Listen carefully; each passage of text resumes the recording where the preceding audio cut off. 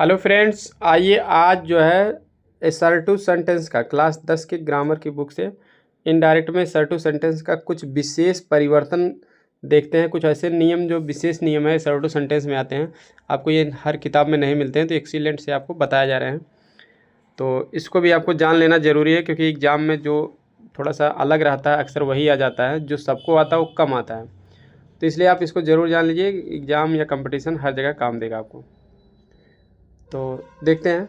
कभी कभी देखिए, रूल नंबर 1 है विशेष परिवर्तन में, कभी कभी रिपोर्टेड स्पीच में कुछ नाउन्स वोकैटिव केस में आते हैं। वोकैटिव केस मतलब संबोधनवाचक कारक में आ जाते हैं, किसी को संबोधित करने के लिए आते हैं, तो वो वोकैटिव केस उन्हीं को कहा जाता है। इनडायरेक्ट नरेशन में परिवर्तन करते समय वे रिपोर्टिंग वर्ब के ऑब्जेक्ट बन जाते हैं। तो जो वोकैटिव केस में आएंगे, तो इन वोकैटिव केस को जो है हम क्या करेंगे, रिपोर्टिंग वर्ब का ऑब्जेक्ट बना लेंगे। जैसे एग्जांपल देखते हैं तो आपको अच्छे समझ में आ जाएगा। द टीचर सेड, अध्यापक ने कहा राजू। राजू नाउन है, तो अध्यापक राजू को संबोधित किया जा रहा है, तो ये संबोधन कारक है, इस तरह से संबोधनवाचक कारक। तो कहने वाले टीचर हैं, सुनने वाले राजू हैं। तो कह रहे हैं कि Raju, I shall give you a reference book, मैं आपको एक संदर्भ, इस संदर्भ में एक किताब दूंगा, तो इसको रेफरेंस बुक कहते हैं। तो हम ये कहेंगे कि अध्यापक ने राजू को बताया कि वह उसे एक रेफरेंस बुक देंगे। तो भाई जिनसे बताया तो उसको हम ऑब्जेक्ट बना देंगे। तो इसको आपको करना क्या है, the teacher told Raju that he would give him a reference book. तो आपको ये ध्यान देना कि ये रिपोर्टिंग स्पीच का ही पार्ट है राजू। इसको ऐसे भी कह सकते हैं आप, the teacher said to Raju comma I shall give you a reference book. तो इस तरह से आपको थोड़ा सा ध्यान देना है कि कहने वाला जिससे कह रहा है, अगर वो नाउन जो है रिपोर्टेड स्पीच में अगर आ गया है, तो उसके बाद देखिए कामा लगा दिया गया, तो कामा लगाने से वो संबोधन किया जाता है, ये माना जाता है। ये राजू चाहे तो लास्ट में भी आ सकता है, I shall give you a reference book comma Raju, ऐसे भी लिखा जा सकता है, मैं तुम्हें एक रेफरेंस बुक दूंगा राजू, ऐसे भी कह सकते हैं, या राजू मैं तुम्हें एक रेफरेंस दूंगा। तो शुरू में आया लास्ट में आपको ध्यान ये देना है, इसको आपको रिपोर्टिंग वर्ब का ऑब्जेक्ट बना देना है।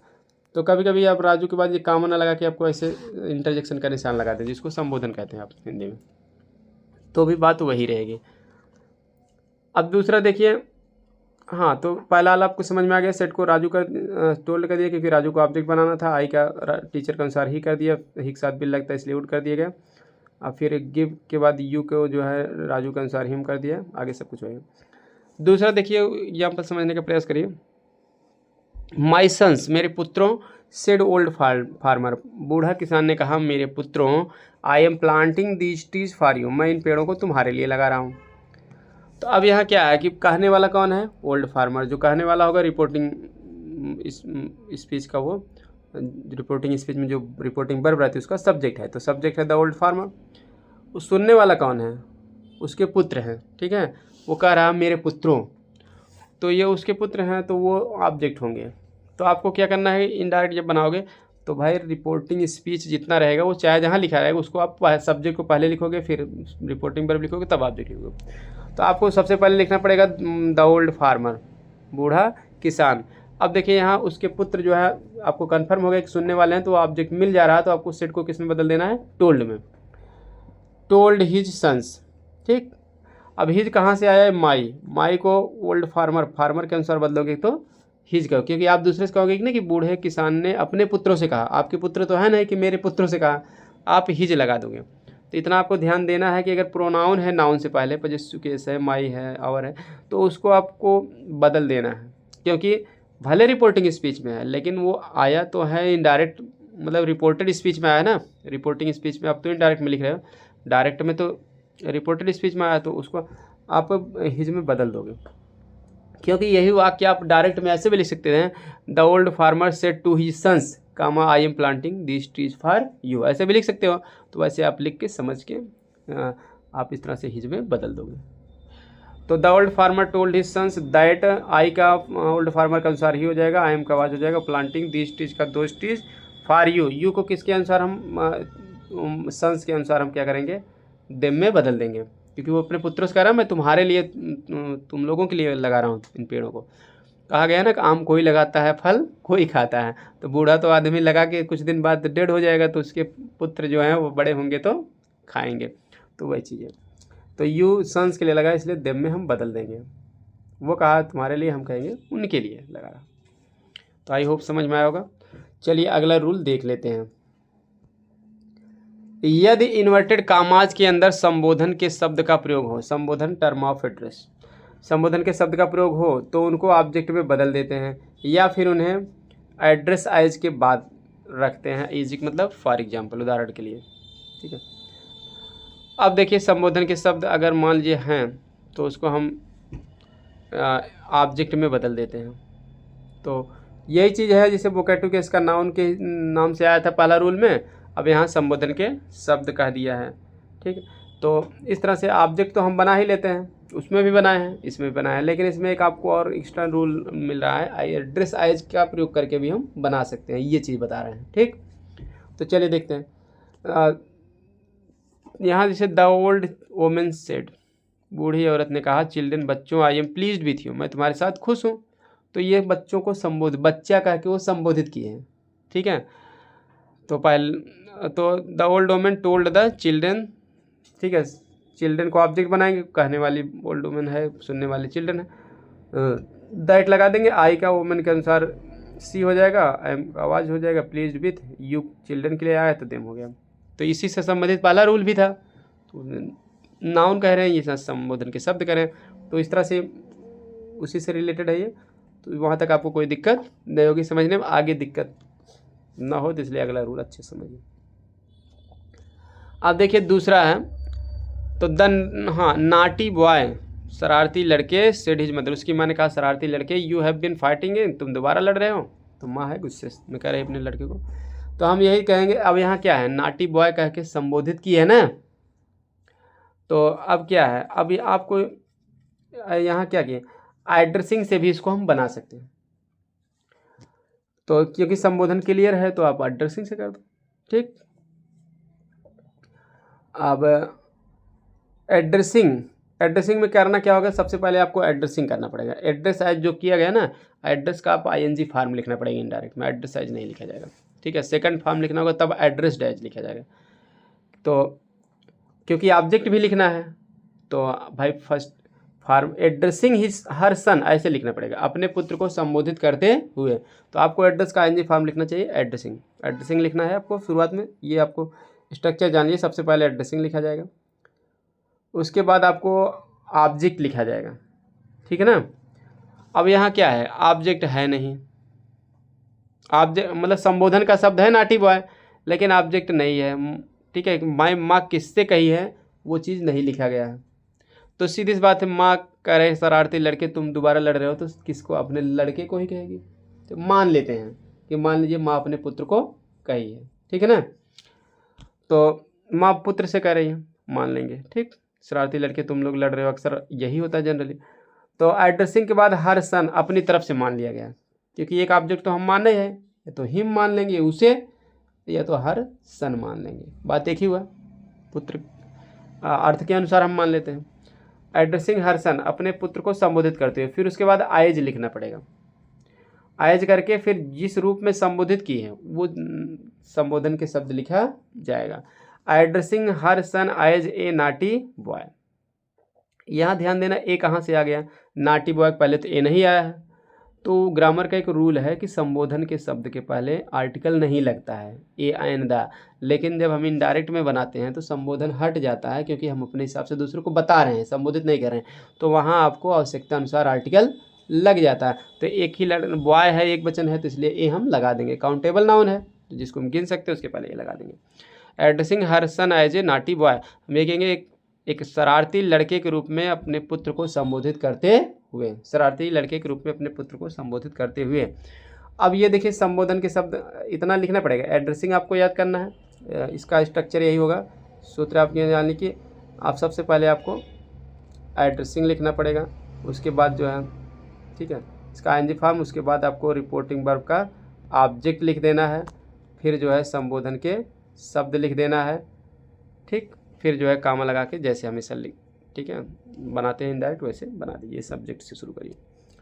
तो अब यहाँ एड्रेसिंग फिर ऑब्जेक्ट हर सन मान लिए एज ए नाटी बॉय, हर सन माने हैं, अगर नहीं तो आप हिम तो मान ही सकते थे, तो हिम मानिए या हर सन, तो अर्थ के अनुसार आप यहाँ हर सन मान लिए।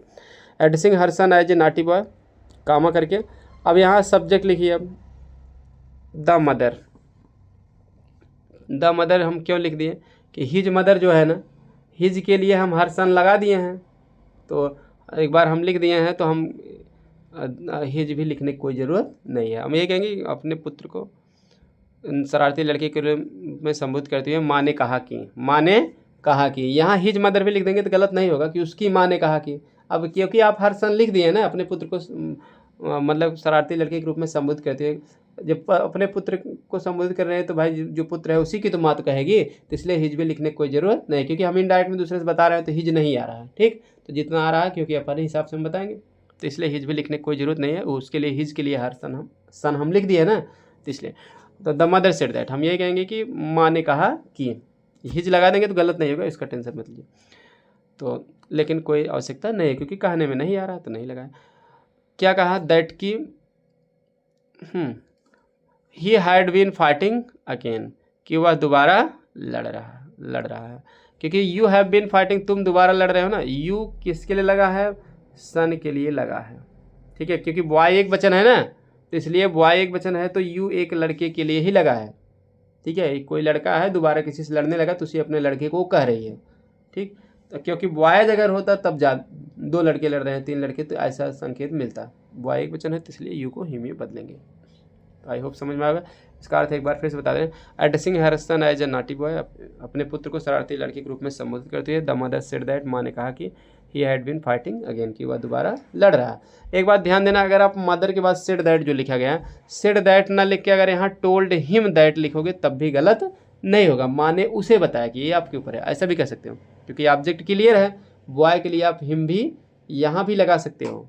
ठीक है, तब टोल्ड लेकिन करना पड़ेगा, तो गलत नहीं है, वो भी सही है, ये भी सही है। क्लियर, क्योंकि पहले ऑब्जेक्ट लिख दिए, यहाँ लिखना जरूरी नहीं, लिखना चाहें तो लिख सकते हैं, गलत नहीं होगा। अगला है, अब देखिए एक बात ये भी जान लीजिए, अगर आपको ना समझ में आई ये एड्रेसिंग वाला रूल, बाय द वे आप पेपर में आपके आ गए, तो आप ऐसे भी कर सकते हैं, हिज मदर टोल्ड, ठीक है, द नॉटी बॉय, ऐसे भी कर सकते हैं, उसकी माँ ने शरारती लड़के को बताया that he has been fighting again, कि वह दोबारा लड़ रहा है। तो इस तरह से, क्योंकि ऑब्जेक्ट तो है नहीं, तो नॉटी बॉय को आप ऑब्जेक्ट बनाकर भी लिख सकते हैं, गलत आपका नहीं होगा। लेकिन संबोधन यहाँ क्लियर है, तो संबोधन के हिसाब से एड्रेस माने संबोधित करना होता है, किसी को एड्रेस करना है, एड्रेस माने पता भी होता है, नाउन वर्ब रहेगा तो एड्रेस माने संबोधित करना। तो इस तरह से संबोधित करना के हिसाब से आप एड्रेसिंग एज का सहारा लेकर भी बना देंगे तो अच्छा लगेगा। उसमें क्या है कि आप एड्रेसिंग के बाद ऑब्जेक्ट लिखना जरूरी होता है, तो ऑब्जेक्ट आप मान लीजिए, चाहे हिम मान लीजिए, चाहे हर सन मान लीजिए, जो भी अर्थ के अनुसार पुत्र से करेंगे थर्ड डाटर मान लीजिए। क्लियर, इस तरह से आपको ध्यान देना है। तो दोनों नियम इस तरह से बताए गए हैं, आपको जो भी नियम उचित लगे आप उसका प्रयोग कर सकते हैं। अगला देखिए एक वाक्य है, माय डियर डॉटर, मेरी प्यारी पुत्री, सेड सी, उसने कहा, आई शैल टीच यू संस्कृत, मैं तुम्हें संस्कृत पढ़ाऊंगी। तो हम यही कहेंगे, देखिए एड्रेसिंग का प्रयोग करके बनाया गया है, प्यारी पुत्री कह के संबोधित किया गया। तो एड्रेसिंग के बाद देखिए ऑब्जेक्ट यहाँ हर मान लिया गया। ठीक है, एड्रेसिंग हर एज हर डियर डॉटर, उसे अपनी प्यारी पुत्री के रूप में संबोधित करते हुए। तो आपको ध्यान देना कि एड्रेसिंग लिखना है, उसके बाद ऑब्जेक्ट लिखना है। अब इसमें भी क्या है, माय डियर डॉटर संबोधन के शब्द तो है लेकिन ऑब्जेक्ट नहीं है, तो ऑब्जेक्ट जब नहीं है तो आप ऑब्जेक्ट लड़की के लिए हर मान लेंगे आप। क्लियर, अब क्या, यहाँ हर के साथ यहाँ डॉटर इसलिए नहीं लिखा गया क्योंकि उधर डॉटर है संबोधन के शब्द में, तो इसलिए यहाँ डॉटर नहीं लिखा गया है। इसीलिए एड्रेसिंग हर एज हर डियर डॉटर, तो माई का जो है हर कर देंगे क्योंकि भाई बदलना तो पड़ेगा ही, संबोधन के शब्द हैं तो भी इनडायरेक्ट में हम उसको बदलते हैं प्रोनाउन। एज के बाद जो है वही संबोधन के शब्द लिख देंगे, एड्रेसिंग के बाद ऑब्जेक्ट, फिर एज संबोधन के शब्द, फिर कामा कर देंगे। तो अब ये माय डियर डॉटर वाला कॉन्सेप्ट जान लीजिए, समझ लीजिए, हट गया। अब जैसे हमेशा बनाते हो वैसे बना लीजिए। तो सी सेड दैट कर दीजिए, या सी टोल्ड हर दैट, ऐसे भी कर सकते हैं, वो उससे कही कि या उससे बताई कि, दोनों सही है। ठीक है, तो she said that she would teach her Sanskrit, कि वह उससे संस्कृत पढ़ाएगी। क्लियर हो गया, तो इस तरह से आपको कर देना है। या फिर इसको देखिए एक तरीके से और बनाया गया नीचे, एड्रेसिंग हर डॉटर एज डियर वन, मान लीजिए हर के साथ डॉटर तुरंत अगर लिख दिए तब क्या करना पड़ेगा, एड्रेसिंग हर डॉटर भी मान सकते हैं, तो अपनी पुत्री को संबोधित करते हुए कैसे, as dear one, dear one माने प्यारी पुत्री के रूप में। यहाँ वन जो है ना ये प्रोनाउन है, वन माने एक नहीं होगा, वन जो है इंडिफिनिट प्रोनाउन भी होता है, जैसे वन से वन सेल्फ बना है, one should do once duty, व्यक्ति को अपना कर्तव्य करना चाहिए ना, तो वन कोई नाउन एक ही वाक्य में 2 बार आता है तो उसको नाउन को रिपीट होने से बचने के लिए प्रोनाउन के रूप में लिख दिया जाता है। ठीक, तो उसका अर्थ वही पुत्री होगा। एड्रेसिंग हर डॉटर एज डियर वन, माने अपने पुत्री को एक प्यारी पुत्री के रूप में संबोधित करते हुए सी सेड दैट, उसने कहा कि सी वुड टीच हर संस्कृत, वह उसे संस्कृत पढ़ाएगी। क्योंकि डियर एक एडजेक्टिव है तो भाई उसके साथ कुछ ना कुछ ठीक है लिखना ही पड़ेगा, तो वन हम लिख देते हैं। किसके लिए डियर आया वो क्लियर करना पड़ता है। ठीक, क्योंकि नाउन या प्रोनाउन, ठीक है, प्रोनाउन आता है तो उसकी विशेषता बतलाता है एडजेक्टिव। ठीक, तो इसलिए वन हम लिख देते हैं। अगला है सी सेड टू हर, इसी एक तरीके से और देखिए बता दिए गए हैं बना के। She said to her dear daughter, वह अपने प्यारी पुत्री से कही that she would teach her Sanskrit, की वह उसे संस्कृत पढ़ाएगी।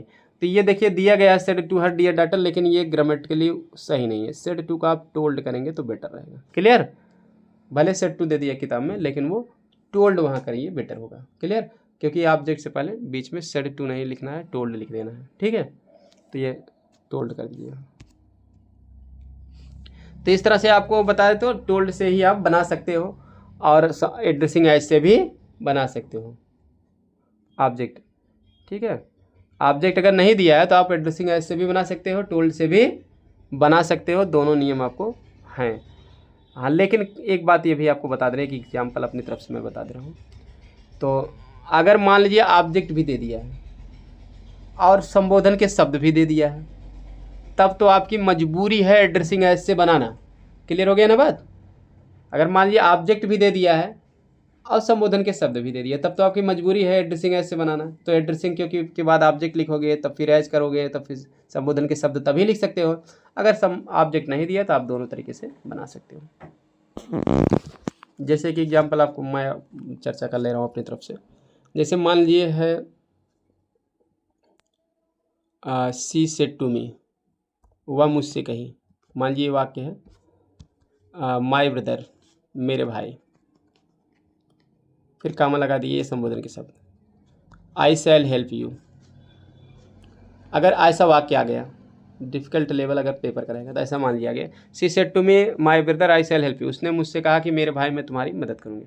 तो यहाँ क्या है, मुझसे कही ऑब्जेक्ट भी है, मेरे भाई भाई के संबोधित भी किए हैं, तो आपको इसको एड्रेसिंग एज का ही सहारा लेना पड़ेगा। तो आपको कहना पड़ेगा एड्रेसिंग फिर उसके बाद मी, फिर एज करके फिर माय ब्रदर को करना पड़ेगा her brother, addressing me as her brother. तब उसके बाद आपको लिखना पड़ेगा सी सेड टू का टोल्ड, सी टोल्ड मी, फिर दैट लिखना पड़ेगा दैट सी, फिर उसके बाद वुड हो जाएगा सी के साथ वुड हेल्प मी। इस तरह से हो जाएगा addressing me as her brother, she told me that she would help me. ऐसे बनाना पड़ेगा कि मुझे अपने भाई के रूप में संबोधित करते हुए वह मुझे बताए कि वह मेरी मदद करेगी। तो इस तरह से आप कर लेंगे। अगला रूल हम देख लेते हैं। आई होप एड्रेसिंग एज वाला और ऑब्जेक्ट मानने वाला आपको अच्छे से समझ में आ गया होगा। तीसरा है नीडेंट को इनडायरेक्ट में ज्यों का त्यों रहने देते हैं। नीडेंट मतलब नीड नॉट को हम टेंस परिवर्तन नहीं करते हैं, क्योंकि एक मॉडल एग्जाम्पल है। तो मॉडल एग्जाम्पल में मे को माइट, सेल को शुड में कैन को कुड में बदलना जरूरी है, बिल सेल को वुड शुड में, बाकी कोई ज़रूरत नहीं है। यहाँ जैसे ही सेड टू हिज वाइफ, वह अपनी पत्नी से कहा I needn't go there now, मुझे अब वहाँ जाने की जरूरत नहीं है। तो हम ये कहेंगे ही टोल्ड हिज वाइफ, वो अपनी पत्नी को बता दिया that he needn't go there now का देन कर देंगे कि उसे तब वहाँ जाने की जरूरत नहीं थी। तो इस तरह से नीड नाट को हम सेकंड फॉर्म नहीं बनाते, नीडेड नाट नहीं कहते हैं। क्लियर, क्योंकि नीड नाट एक सहायक क्रिया के रूप में निगेटिव वाक्य है, तो सहायक क्रिया का सेकंड फॉर्म हम इस तरह से नहीं बनाते नीड का। अगला चौथा है यदि इन्वर्टेड कामाज के भीतर बेल यू सी हो तो इनडायरेक्ट बनाते समय इन शब्दों को हटा देते हैं, क्योंकि ये निरर्थक शब्द हैं। तो यहाँ 2 शब्द बताएंगे आपको, बेल और यू सी। तो अगर ये डायरेक्ट स्पीच में ये आ गए, इनडायरेक्ट बनाते समय हम इनको क्या करेंगे, हटा देंगे। क्यों हटा देंगे, क्योंकि ये निरर्थक होते हैं। निरर्थक का मतलब ये है कि हाँ, जिसे हम इनडायरेक्ट में किसी से कोई बात बताते हैं तो इनका प्रयोग करके नहीं बताते हैं, तो हमारे बताने में नहीं आता तो इनको हम हटा देंगे। ये मतलब एक फिलर के रूप में होता है। आदमी कभी कभी ना बोलता है तो बोलते बोलते बीच में कुछ सोचता है तो उसी में well you see you know ऐसे शब्दों का कुछ वो प्रयोग करता है। क्लियर, इसमें यू नो भी आ जाता है, तो वो उतना कह के फिर सोच लेता है, बात पर जोर देने के लिए इनका प्रयोग कर देता है, लेकिन हम इनडायरेक्ट में इनका प्रयोग नहीं करते हैं। जैसे एग्जांपल देखिए, माय मदर सेड, मेरी माँ ने कहा बेल राम, अच्छा Ram I shall give you a prize, मैं तुम्हें एक इनाम दूंगा। तो यहाँ राम तो दिया है संबोधन के शब्द, ठीक है, लेकिन बेल राम बेल कर दिया तो बेल को हम इनडायरेक्ट में हटा देंगे। क्यों? देखिए हम दूसरे से कैसे कहेंगे, my mother told Ram that she would give him a prize. अब ये कहोगे मेरी माँ ने राम को बताया कि वह उसे एक इनाम देगी। अब ये थोड़ी कहोगे मेरी माँ ने अच्छा राम को बताया, अच्छा राम को तो नहीं बताया ना, अच्छा तो ये तो है ना कि वो अच्छा खराब ऐसे कोई बात नहीं, तो वो तो कह देंगे मतलब माँ करेंगे विल राम अच्छा राम। हम लेकिन हम नहीं कहेंगे कि मेरी माँ ने अच्छा राम बताया, ऐसा नहीं कहोगे, मेरी माँ ने अच्छा राम बताया नहीं कहें, तो ऐसा इसलिए आप हटा देंगे इसको। माई mother told Ram that's you told कर देंगे, अगर उसके बाद तुरंत राम कर देंगे, बेल को हटा देना क्योंकि बेल यू सी।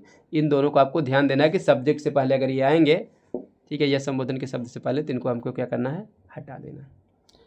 तो my mother told Ram that see, I का जो है मदर का अनुसार सी, के साथ बिल लगता है इसलिए उठ हो जाएगा। गिव यू, यू राम के लिए आ हिम हो जाएगा। आगे ए प्राइज, आगे और भी उदाहरण देख लेते हैं। यूसी वाला भी, माई हाँ द फादर सेड, पिता ने कहा यू सी तुम देखो, आई can not tolerate such things, मैं ऐसी बातों को सहन नहीं कर सकता हूँ। थिंग्स माने चीज़ें या बातें, टॉलरेट माने क्या होता है, सहन करना, बियर माने भी सहन करना होता है। तो आप मान लीजिए पिता ने कहा कि किसी को, मतलब घर पे कोई उनकी आपकी माँ ही है, मान लीजिए पिता से बात करने लगे, कोई भी कहा कि कोई बात कहा, तो कहा कि you see I can not tolerate such thing, तुम देखो मैं ऐसी बातों को सहन नहीं। यू सी वो कह दिया बात पर जोर देने के लिए, मतलब वो कुछ कहना चाहता था, सोचने के लिए वो फिलर के रूप में आ गया यू सी। उसके बाद उसके समझ में आ गया कि क्या कहूँ मैं, आई can not tolerate such thing, वो सोच के तब कह दिया। तो हम लेकिन दूसरे से बताएंगे तो यू सी हम नहीं कहेंगे, क्योंकि हमारे कहने में आ नहीं सकता। निरर्थक शब्द देखिए कैसे कहोगे, फादर एसर्टेड दैट, पिता ने एसर्टेड माने कहा, एसर्ट माने होता है जोर देकर कहना, एसर्ट माने कहना होता है, एसर्ट से बना एसर्टिव, एसर्टिव माने होता है कथन सूचक वाक्य, ठीक है ना, या साधारण वाक्य, उसमें कोई कथन ही रहता, अफर्मेटिव या निगेटिव, यही दो कथन रहता है, ठीक। तो माई फादर एसर्टेड दैट कह दिए, एसर्टेड दैट की जगह सेड दैट भी कह देते तो कोई गलत नहीं है। एसर्ट मतलब बात पर थोड़ा सा जोर दे के कह रहे हैं, ये कन्फर्म करने के लिए आप एसर्टेड का भी प्रयोग कर देते हैं, ठीक। तो माई फादर एसर्टेड दैट, ठीक है, मेरे पिता ने कहा कि, अब यहाँ यू सी हम हटा देंगे। अब उसके बाद आई का फादर के अनुसार he could not, can not का कुड नॉट हो जाए टॉलरेट सच थिंग्स। हम दूसरे से यही कहेंगे ना, पिता ने कहा कि वह ऐसी बातों को सहन नहीं कहेंगे, ऐसे थोड़ी कहोगे कि पिता ने हाँ तुम देखो कहा कि वह ऐसी बातों को सहन करते, ऐसा तो नहीं कहोगे, ठीक है। पिता ने तुम देखो कहा या बताया कि तुम, पिता ने तुम देखो बताया या तुम देखो कहा कि वो ऐसी बातों को, ऐसा तो कहोगे नहीं, तो इसलिए आप यूसी को हटा देंगे। तो इतना आपको ध्यान दें, यूसी सब्जेक्ट के पहले आएगा, ये यूसी या वेल ये सब्जेक्ट के पहले ही आएगा रिपोर्टेड स्पीच में, तब इनको क्या करना है, हटा देना है, ठीक है ना।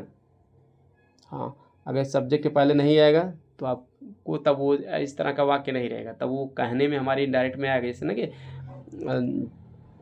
ही सेड टू हर, वह उससे कहा you see a lot of cats, ठीक है, उसने वह उससे कहा कि तुमने काफ़ी बिल्लियाँ देखी थी, हम दूसरे से कहेंगे वह उसको बताया कि वह काफ़ी बिल्लियाँ देखी, ठीक है ना। तो बात अलग है, तब उसमें और अलग से सब्जेक्ट वगैरह नहीं आएगा, लेकिन इस तरह से आएगा यूसी या बेल, तो उसके बाद कोई संबोधन का शब्द रहेगा या तो सब्जेक्ट रहेगा, तब बातें लिखी रहेंगी, तो ये निरर्थक माने जाते हैं। कंडीशन समझ में आ गया आई होप। चलिए अगला 5वां देखते हैं। जिन शर्त बताने वाले वाक्यों से काल्पनिक अथवा अवास्तविक स्थिति का बोध होता है उन्हें अवास्तविक भूतकाल का प्रयोग होता है, उनमें इनडायरेक्ट में इनमें कोई परिवर्तन नहीं होता, ठीक है। तो थोड़ा सा समय भले लग रहा है, लेकिन मैं हर चीज़ क्लियर बता दे रहा हूँ, क्योंकि एक बार तो आप इसको समझ लीजिए, दोबारा वीडियो देखने की जरूरत ना पड़ेगा। देखिए 5वां नियम है, जिन शर्त बताने वाले वाक्यों से काल्पनिक अथवा अवास्तविक स्थिति का, मतलब कुछ ऐसे वाक्य होते हैं जिसमें कंडीशन बताई है, कोई शर्त बताई रहती है, तो उसमें काल्पनिक कोई शर्त रहती है, कल्पना ही हम करते हैं, पूरा नहीं होने की संभावना है, या अवास्तविक, अवास्तविक मतलब जो असली ना हो, नकली बात होती है, ठीक है ना, काल्पनिक ही होती है वो, उसमें अवास्तविक भूतकाल का प्रयोग होता है। अवास्तविक मतलब अनरियल, जो असली ना हो, भूतकाल मतलब असली भूतकाल नहीं रहेगा, लगेगा बीती बात है, तो इनडायरेक्ट में इनमें कोई परिवर्तन नहीं करेंगे। तो देखते हैं उदाहरण से समझ में आपको आएगा। सरला सेड, सरला ने कहा if my college were near the house, यदि मेरा घर कॉलेज, यदि मेरा college were near the house घर के पास होता, I would always be in time, तो मैं हमेशा समय पे रहती। क्लियर, यदि मेरा कॉलेज घर के पास होता तो मैं हमेशा समय पर आती। तो ये क्या है, काल्पनिक वाक्य है ना, कल्पना ही तो कर रहे हैं। यदि मेरा कॉलेज घर के पास होता तो मैं समय पर आती। तो समय पे रहती तो वुड भले है फ्यूचर टेंस में, पास्ट टेंस में लिखा गया, लेकिन ये फ्यूचर की बात किया गया है, तो इसको कहते हैं अनरियल पास्ट टेंस। ठीक है, पास्ट में भले लिखा गया लेकिन बात किसकी कही गई है, फ्यूचर की बात की गई है, कल्पना की गई है। दोनों भले पास्ट टेंस में लिखे हैं, वर और वुड। ठीक है, तो इसको अनरियल पास्ट टेंस कहते हैं, काल्पनिक स्थिति या वास्तविक स्थिति कहते हैं। तो ऐसे टेंस में हमको क्या करना है, इनडायरेक्ट में परिवर्तन नहीं करना है। वैसे तो पास्ट कॉन्टिन्यूस में वाज या वर को बदला जाता है हैड बीन में, लेकिन इसमें बदला नहीं जाएगा। ये पास्ट इंडेफिनिट टेंस है, वर के साथ क्योंकि आईएनजी नहीं है ना, तो पास्ट इंडेफिनिट को तो बदला जाता है, लेकिन इसमें बदला नहीं जाएगा।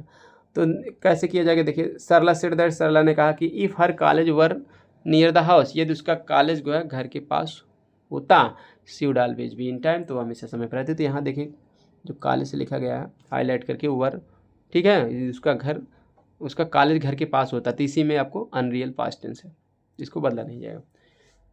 क्यों का करे, उसका घर जो है उसका कॉलेज के पास घर होबे करता, अब का करे वो समय पे रहबे करते, ये ना तो उसका कॉलेज के पास घर रहेगा ना तो वो समय पे रहेगी, तो मतलब ये कल्पना ही केवल किया जा रहा है भाई। इतना वो सक्षम है नहीं कि कॉलेज के पास अपना घर बनवा ले। ठीक भाई, स्टूडेंट है तो उसको जहाँ है वहीं से जाना पड़ेगा। तो इस तरह से ये होते हैं अनरियल पास्ट।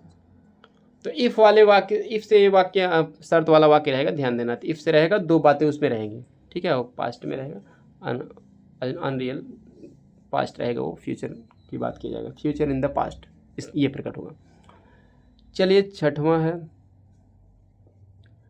जैसे इसी तरह के कुछ और भी वाक्य आ जाते हैं इफ़ से। यदि मतलब यदि राजा दशरथ, यदि राम बन ना जाते तो राजा दशरथ ना मरते ना, तो यदि मैं प्रधानमंत्री होता तो मैं देश की दशा सुधार देता, यदि मैं पक्षी होता तो मैं आकाश में उड़ता। इस तरह की बात आते हैं, काल्पनिक टेंस आते हैं, काल्पनिक बातें।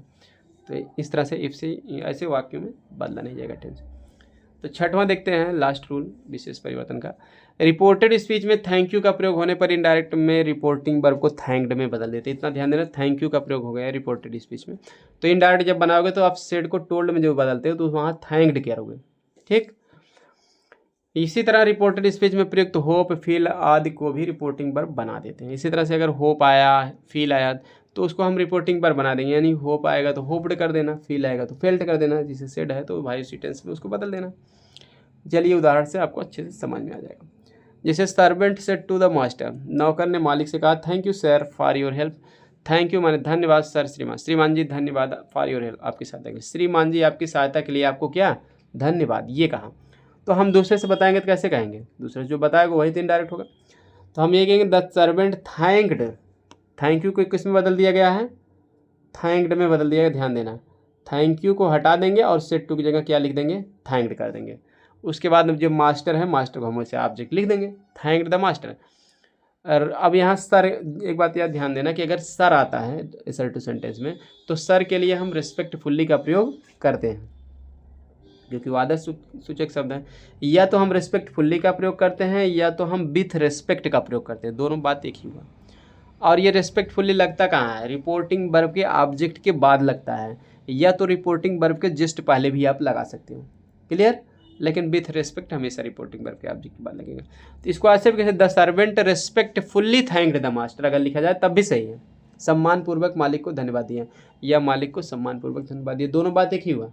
क्लियर, अगर कहीं आपको ऐसे लिखा गया है पेपर में, मान लीजिए सब चीज़ सही है लेकिन रिस्पेक्टफुली का प्रयोग थैंक्ड के पहले दिया है, तो भी आपका सही माना जाएगा। तो इस तरह से आप यहाँ ऑब्जेक्ट मास्टर उसके बाद भी लिख सकते हैं।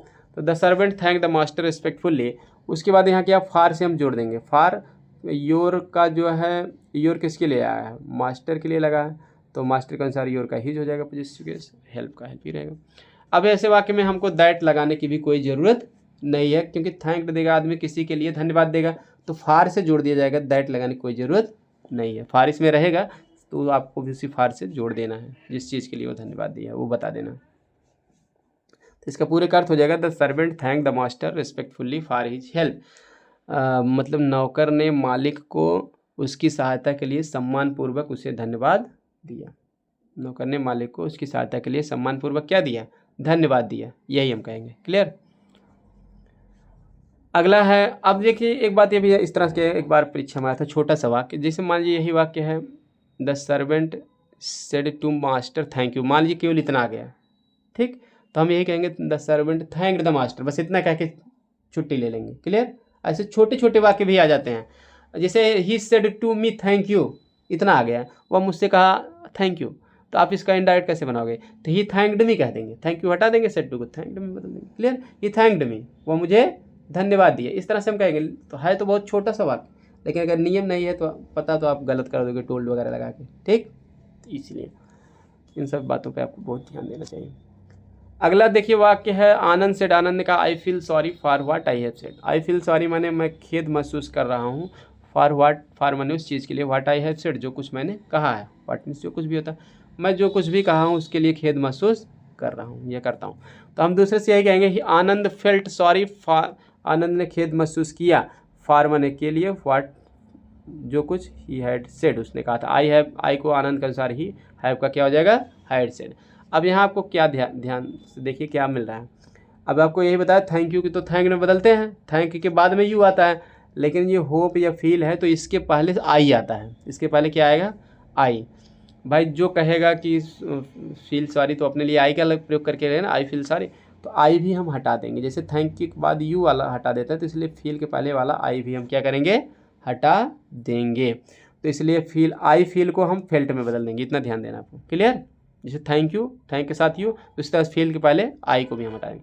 आई आनंद फेल्ट, फेल्ट के बाद आई फील हटा के फेल्ट कर दिए, सॉरी के सॉरी कर दिए, फार से आप भी जोड़ देंगे, इसमें भी दैट लगाने की कोई ज़रूरत नहीं है। फार के बाद व्हाट आप लिख दीजिए, आई का ही हो गया, हैव का ऐड। हम इसका अर्थ बता देंगे, आनंद ने, Anand felt sorry for what he had said, Anand ने जो कुछ भी कहा था उसके लिए खेद महसूस किया, सॉरी माने खेद, खेद महसूस करना या शर्मिंदा भी होता, आई एम सॉरी, मुझे खेद है या मैं शर्मिंदा, है शर्मिंदा महसूस किया या खेद महसूस किया, बात की हुआ। चलिए लास्ट देखते हैं, ही सेड उसने कहा I hope my friend will come today, मैं आशा करता हूँ कि मेरा दोस्त आज आएगा। तो इसका इनडायरेक्ट क्या होगा, हम ये कहेंगे आई होप। अब देखिए यहाँ क्या, होप और फील दोनों को बताएं, हटा के उसका ही मतलब हमको रिपोर्टिंग वर्ब के स्थान पे लिखना है उसको है।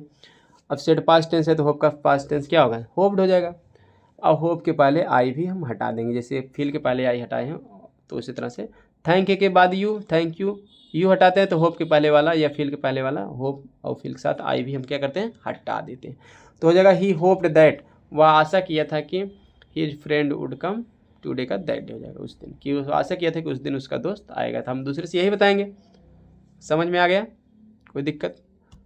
चलिए अच्छी बात है, आपको पूरा समझ में आ गया। तो इस तरह से आप इसको ज़रूर दोहरा लीजिए एक बार, कोई भी समस्या हो तो फिर से आप कमेंट करके पूछ सकते हैं या ठीक है। नेक्स्ट वीडियो आपको मिलेगी इसके बाद जो है। चैनल वीडियो पसंद आए तो लाइक सब्सक्राइब शेयर जरूर करें। मिलते हैं नेक्स्ट वीडियो में। Thanks for watching video. और इसका आपको जो है अगले वीडियो में सलूशन बताया जाएगा, जो एक्सरसाइज है, ठीक है। अगर चैनल पर नए हैं तो सब्सक्राइब करके घंटी दबा लीजिए जैसे ही वीडियो अपलोड करूँ, ताकि आपको नोटिफिकेशन मिल जाए। Thanks for watching video.